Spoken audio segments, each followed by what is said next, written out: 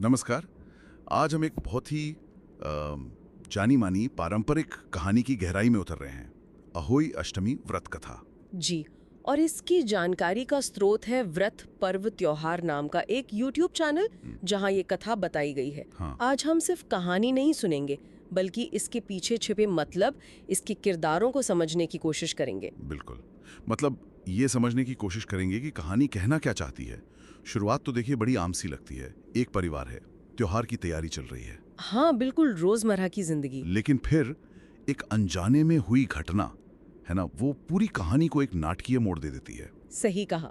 और फिर हमें त्याग, तपस्या, विश्वास और थोड़ी कह सकते हैं चतुराई की यात्रा पर ले जाती है। हाँ, तो चलिए इस दिलचस्प कथा की परतें खोलते हैं। तो कहानी शुरू होती है एक नगर से। वहां एक साहूकार रहता था, काफी संपन्न। 7 बेटे थे, उनकी 7 बहुएं और एक बेटी भी थी। हाँ, बिल्कुल एक भरा पूरा परिवार। और समय था दीपावली से ठीक पहले का। घर में जाहिर है लीपा पोती की तैयारी, तो मिट्टी चाहिए थी। बेटी और 7 बहुएं पास के खदान में मिट्टी लेने गईं। ये बिल्कुल एक आदर्श लोक कथा की शुरुआत है। एक स्थिर माहौल, त्योहार का समय। और फिर तुरंत ही वो घटना घट जाती है। साहूकार की बेटी जब मिट्टी खोद रही थी तो अनजाने में उसकी खुरपी से स्याऊ के बच्चे मर गए। यहीं पर कहानी का पहला मोड़ है। और ये स्याऊ, जैसा आपने कहा, शायद साही या कोई और जीव होगा, पर कथा में ये सिर्फ एक जानवर नहीं लगता। हाँ, लगता है जैसे कोई शक्ति हो, शायद प्रकृति का ही कोई रूप। हो सकता है। लोक कथाओं में अक्सर ऐसा होता है जहां जानवर प्रकृति की उन ताकतों का प्रतीक होते हैं जिन्हें इंसान जाने अनजाने नुकसान पहुंचाता है। तो स्याऊ का गुस्सा सिर्फ एक माँ का दुख नहीं, बल्कि शायद प्रकृति के संतुलन बिगड़ने का नतीजा है। सही कहा। तो स्याऊ ने जब अपने बच्चों को मरा हुआ देखा, वो बहुत क्रोधित हुई और उसने तुरंत साहूकार की बेटी को श्राप दिया। क्या श्राप था? कहा, जैसे तूने मेरे बच्चे मारकर मेरा घर सूना किया, मुझे निसंतान किया, वैसे ही मैं तेरी कोख बांध दूंगी। बाप रे, कोख बांधना ये बहुत बड़ा श्राप माना जाता था। मतलब संतानहीनता का श्राप, और वो भी एक अनजाने में हुई गलती के लिए। हाँ, कर्मफल का सिद्धांत यहाँ बहुत सीधा है, पर कठोर भी। और कोख बांधना लोक मान्यताओं में बहुत आम है। ये सिर्फ शारीरिक नहीं, बल्कि उस जमाने में एक तरह का सामाजिक और अस्तित्व का संकट था। बेटी तो ये सुनकर बुरी तरह डर गई। उसने अपनी भाभियों से बहुत मिन्नतें की, रोई, गिड़गिड़ाई कि कोई उसके बदले ये श्राप ले ले। लेकिन भला कौन तैयार होता? कोई नहीं हुआ, सिवाय सबसे छोटी बहू के। पता नहीं, शायद ननद से ज्यादा स्नेह था या स्वभाव ही ऐसा था। वो आगे आई। अच्छा। हाँ, उसने कहा कि वो अपनी ननद के बदले अपनी कोख बंधवाने को तैयार है। ये तो बहुत बड़ा त्याग है। कहानी का एक अहम नैतिक मोड़। ये सिर्फ स्नेह नहीं, शायद ये उस समय की व्यवस्था पर भी एक टिप्पणी है। कैसे? मतलब अक्सर परिवार में जो सबसे छोटा या कमजोर सदस्य होता है, उस पर जिम्मेदारियां आ जाती हैं। पर यहाँ उसने इसे चुना, वो स्वेच्छा से आगे आई, और इसी कदम ने उसे कहानी की नायिका बना दिया। सही कहा। और इस त्याग का असर भी तुरंत हुआ। श्राप उस पर लग गया। और फिर छोटी बहू की जो भी संतान होती, वो जन्म के ठीक 7 दिन बाद मर जाती। हर बार यही होता। ओह, ये तो बहुत दुखद है। हाँ, और सोचिए, हर साल अहोई अष्टमी आती। उसकी जिठानियां यानी बड़ी भाभियां वो सब व्रत रखती, पूजा करती, अपने बच्चों की लंबी उम्र मांगती। और वो बेचारी? वो बस रोती रहती होगी। हाँ, एक कोने में बैठकर सिर्फ रोती रहती थी। कितनी गहरी पीड़ा होगी। एक तरफ संतान की सलामती का व्रत, और दूसरी तरफ उसी दिन संतान का असहनीय दुख। ये विरोधाभास कहानी को बहुत मार्मिक बना देता है। और वो 7 दिन वाली बात, संख्या 7 अक्सर लोक कथाओं में महत्वपूर्ण होती है। यहाँ शायद दुर्भाग्य के चक्र का प्रतीक है ये। काफी समय बीत गया ऐसे ही। घर के लोग भी दुखी थे। फिर किसी ने सलाह दी कि भाई किसी पंडित, किसी ज्ञानी ब्राह्मण से उपाय पूछो। हाँ, पारंपरिक कहानियों में यही होता है। समाधान के लिए ज्ञानी जनों के पास जाते हैं। तो एक ब्राह्मण के पास गए। उन्होंने पूरी कहानी सुनी और एक उपाय बताया। क्या उपाय? उन्होंने कहा, श्राप से मुक्ति चाहिए तो सुरई गाय की सेवा करो। ये सुरई गाय कोई आम गाय नहीं, स्याऊ की सहेली है। अच्छा। शायद वो सिफारिश कर दे तो स्याऊ मान जाए और कोख खोल दे। अच्छा, तो सीधा स्याऊ के पास नहीं जाना, एक मध्यस्थ के जरिए। सुरई गाय, एक सहायक शक्ति। ये दिलचस्प है। और उपाय है सेवा। छोटी बहू ने कोई सवाल नहीं किया। पूरी श्रद्धा से, लगन से सुरई गाय की सेवा में जुट गई। रोज सुबह उठना, गौशाला साफ करना, गोबर उठाना, चारा डालना, पानी पिलाना, सब कुछ। ये सेवा सिर्फ काम नहीं है, हमारी परंपरा में ये एक साधना है, तपस्या। इसमें विनम्रता चाहिए, समर्पण चाहिए। ये छोटी बहू का पश्चाताप भी दिखाता है और समाधान पाने की उसकी इच्छा भी। बिल्कुल, वो सिर्फ उपाय नहीं कर रही थी, वो खुद को उस कृपा के लायक बना रही थी। सही बात है। कुछ दिन बीते, सुरई गाय ने भी ध्यान दिया कि कोई रोजाना इतनी सेवा कर रहा है।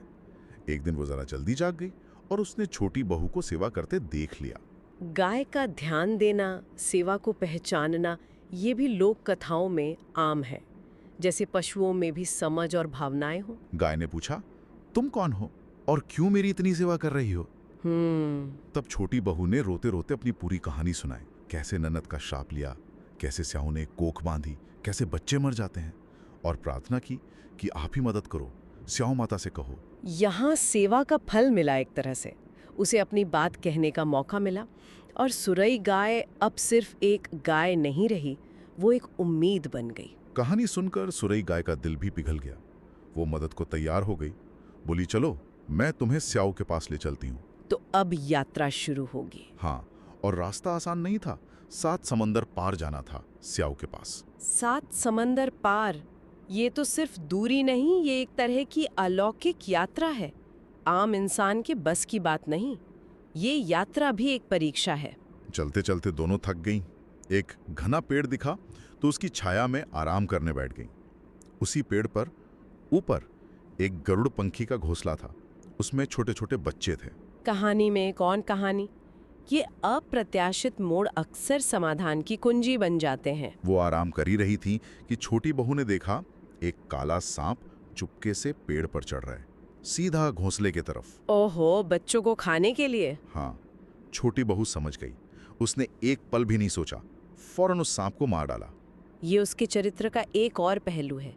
वो सिर्फ अपने दुख में नहीं डूबी है, उसमें करुणा है, दूसरों की रक्षा का भाव है, एक सहज नेक काम। लेकिन कहानी में फिर एक पेंच आया।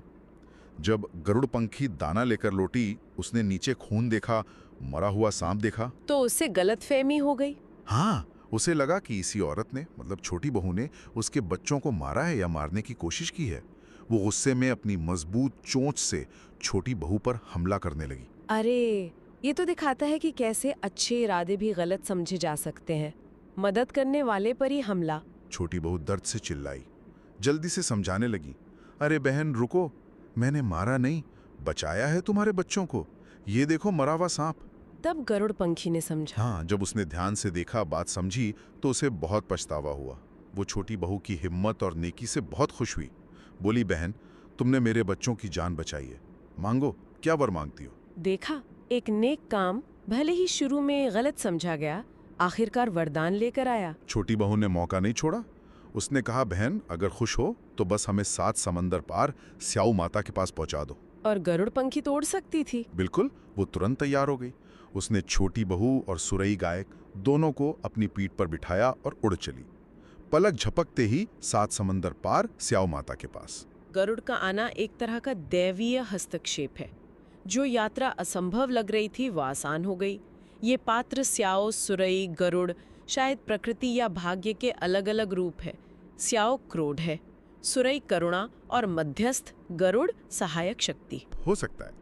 तो वो स्याऊ माता के पास पहुंच गई। स्याऊ अपनी पुरानी सहेली सुरई को देखकर बहुत खुश हुई, स्वागत किया। फिर छोटी बहू को देखा, शायद सुरई ने पहले ही इशारा कर दिया होगा।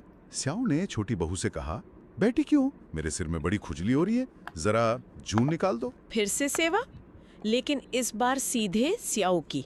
ये शायद आखिरी परीक्षा थी विनम्रता और धैर्य की। छोटी बहू ने फौरन जू निकालना शुरू कर दिया। बहुत ध्यान से काम किया। स्याऊ बहुत खुश हुई। उसने आशीर्वाद दिया, जाओ तुम्हारा घर भरा रहे, 7 बेटे हों, 7 बहुएं हों। लेकिन आशीर्वाद तो मिल गया, पर समस्या तो वही थी, वो तो निसंतान थी। बिल्कुल, यहीं पर छोटी बहू की चतुराई काम आई।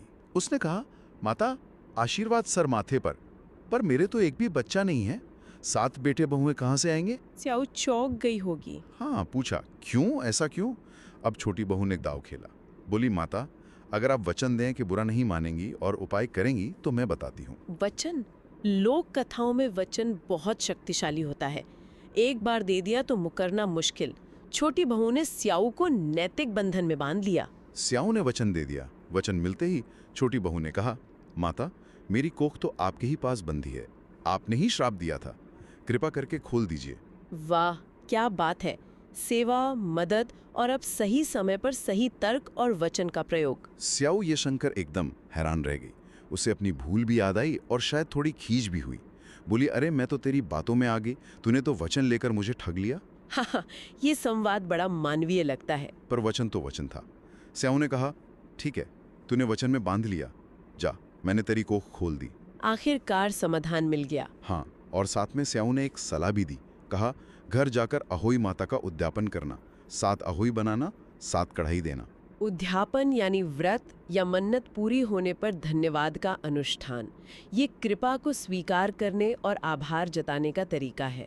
छोटी बहू की तो जैसे जान में जान आई, उसने सबका धन्यवाद किया और घर लौटी। और जैसे ही घर में पैर रखा, क्या देखा? देखा कि आंगन में 7 बेटे खेल रहे हैं, घर में 7 बहुएं काम कर रही हैं। चमत्कार हो चुका था। वाह, उसकी सारी मेहनत, तपस्या, सेवा, धैर्य सब सफल हुआ। आंखों में खुशी के आंसू आ गए। उसने फौरन अहोई माता का उद्यापन किया, जैसा स्याऊ माता ने कहा था। और जेठानियों का क्या हुआ? उन्हें पता चला? हाँ, उन्हें बड़ा अचरज हुआ कि आज छोटी बहू के रोने की आवाज क्यों नहीं आई। कहने लगी, कहीं कुछ हो तो नहीं गया। फिर बोली, चलो जल्दी पूजा कर लें, पता नहीं कब रोना शुरू कर दे। जब देर तक आवाज नहीं आई तो उन्होंने बच्चों को भेजा। बच्चों ने आकर बताया, माँ, चाची के घर तो उत्सव बन रहा है, उद्यापन हो रहा है। फिर तो सब भागी होंगी देखने। बिल्कुल, सब भागी भागी आई। देखा, सचमुच उत्सव का माहौल है। पूछा, अरे ये सब कैसे हुआ, कोख कैसे खुल गई? छोटी बहू ने क्या जवाब दिया? उसने कोई घमंड नहीं दिखाया, बस विनम्रता से कहा, भाभी, ये सब स्याऊ माता और अहोई माता की कृपा है। उन्होंने दया की। सबने मिलकर अहोई माता की जय जयकार की। ये भी एक अच्छा संदेश है, सफलता मिलने पर विनम्र रहना। उसने अपनी चतुराई का बखान नहीं किया। और कथा का अंत एक प्रार्थना से होता है, जो सबके लिए है। हे अहोई माता, जैसे साहूकार की छोटी बहू पर पहले कोप किया, वैसा किसी पर न करना, और जैसी कृपा बाद में की, वैसी ही कृपा कहानी कहने वाले, सुनने वाले और हुंकारा भरने वाले सब पर करना। ये प्रार्थना कथा को एक धार्मिक अनुष्ठान से जोड़ती है और सुनने वालों को भी उस कृपा का भागीदार बनाती है।